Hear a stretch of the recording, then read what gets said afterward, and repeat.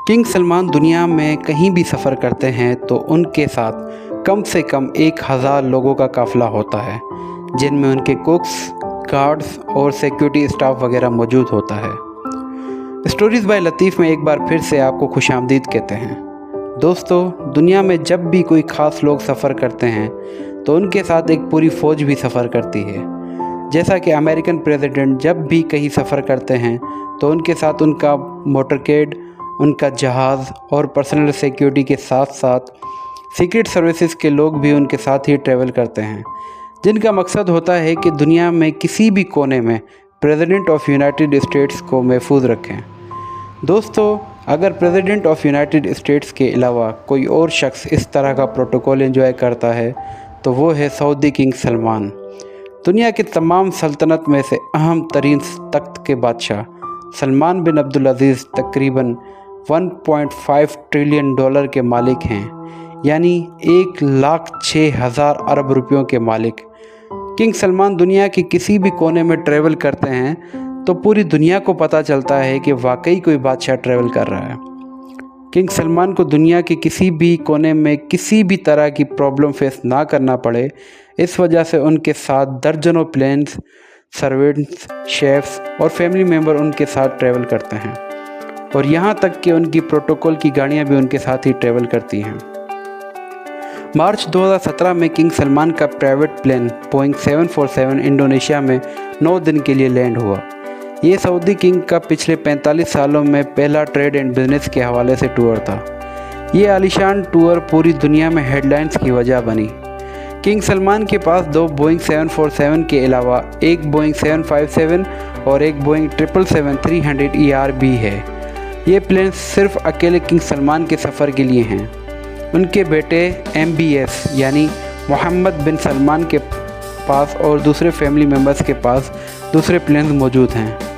Boeing 747 एक ऐसा commercial जहाज़ है जिसमें एक वक्त में तकरीबन 450 लोग आराम से सफ़र कर सकते हैं, लेकिन अकेले किंग सलमान के लिए ये पूरा बोइंग 747 जहाज़ तैयार किया गया है, जिसमें लेविश बाथरूम, 5 स्टार होटल के जैसे bedrooms, kitchen, lobby, conference room और डाइनिंग एरिया वगैरह सब मौजूद है। देखा जाए तो किंग सलमान को सफ़र के दौरान बिल्कुल भी महसूस नहीं होता कि वो ज़मीन पे मौजूद अपने घर में हैं या आसमान में मौजूद अपने जहाज़ के बेडरूम में, क्योंकि उनके तमाम प्लेन्स किसी भी महल से कम नहीं हैं। दोस्तों, अगर लगेज की बात की जाए तो एक आम मुसाफिर को मुश्किल से 20 किलो लगेज अलाउ होता है, लेकिन किंग सलमान की आलीशान ज़िंदगी का अंदाज़ा इस बात से लगाएं कि उन्होंने इंडोनेशिया के टूर पे तकरीबन 506 टन का लगेज कैरी किया था। जी हाँ दोस्तों, पूरे 5,06,000 किलो वज़न, जिसमें उनकी प्राइवेट लिमोजिन और जहाज़ से उतरने के लिए एक एस्केलेटर भी मौजूद था। ये लगेज इस प्लेन में नहीं आया जिसमें वो खुद मौजूद थे, बल्कि ये उनके साथ दूसरे प्लेन में इंडोनेशिया लाए गए। इस टूर पे किंग सलमान के अलावा मज़ीद 1500 लोग भी मौजूद थे, जिनके लिए अलग से 36 एयरक्राफ्ट अरेंज किए गए। किंग सलमान ने इंडोनेशिया में अपनी रिहाइश के दौरान ऐशो आराम के सारे रिकॉर्ड तोड़ डाले। जिस कंपनी ने ये सारा लगेज इंडोनेशिया ट्रांसफ़र किया था, उनका कहना था कि इस सारे प्रोसेस में तकरीबन 560 लोगों की मेहनत शामिल थी। सऊदी किंग की आलीशान ट्रैवल की ये कोई पहली दास्तान नहीं है। उनके जापान के सिर्फ 4 दिन के टूर के लिए 2 गोल्डन एक्सीलेटर, 10 प्लेन्स और तकरीबन 100 के करीब लिमोजिन कार भी किंग सलमान के साथ जापान गई थी। जापान में रिहाइश के लिए किंग सलमान और उनकी पूरी टीम ने टोक्यो के सबसे आलीशान होटल में 1200 लग्जरी होटल रूम्स बुक किए। काफ़ी सारे 5 स्टार्स को पूरा खाली करवा दिया गया और उनमें किंग सलमान के लोगों और फैमिली मेम्बर्स को रहलाया गया। किंग सलमान फ्रांस के टूर पर भी सिर्फ 400 कार्स उनके प्रोटोकॉल के लिए बुक कराई गई। इतना ज़्यादा प्रोटोकॉल तो खुद फ्रांस के प्रेसिडेंट भी यूज़ नहीं करते।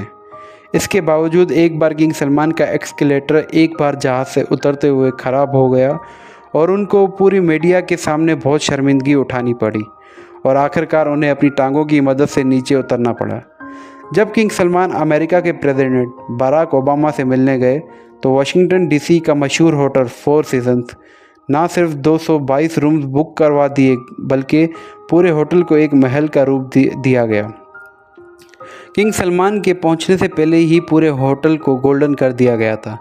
सऊदी से खास गोल्डन सामान मंगवाया गया जिसमें गोल्डन फर्नीचर, कारपेट, लैंप्स और बहुत सारी चीज़ें मंगवाई गईं। बात इस हद तक पहुंच गई थी कि पार्किंग लॉट में भी रेड कारपेट्स यूज़ किए ताकि किंग सलमान को अपने पैर भी ज़मीन पर ना रखने पड़े। दोस्तों, किंग सलमान की तरह उनका बेटा भी किसी तारीफ़ का मोहताज नहीं। वो अपने बाप की तरह वो भी आलीशान लाइफस्टाइल का बहुत बड़ा शौकीन है। 2014 में जब मोहम्मद बिन सलमान ने मालदीव्स का टूर किया था तो स्पेशली उनके लिए पूरे 3 आइलैंड्स बुक किए गए थे। वहां आने के लिए मोहम्मद बिन सलमान एक यॉट में आए जबकि उनका स्टाफ अलग अलग यॉट्स में आया।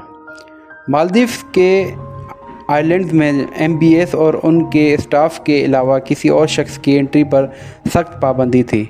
इस टूर पे मोहम्मद बिन सलमान के तकरीबन $30 मिलियन खर्च हुए, यानी कि 225 करोड़ रुपए खर्च हो गए।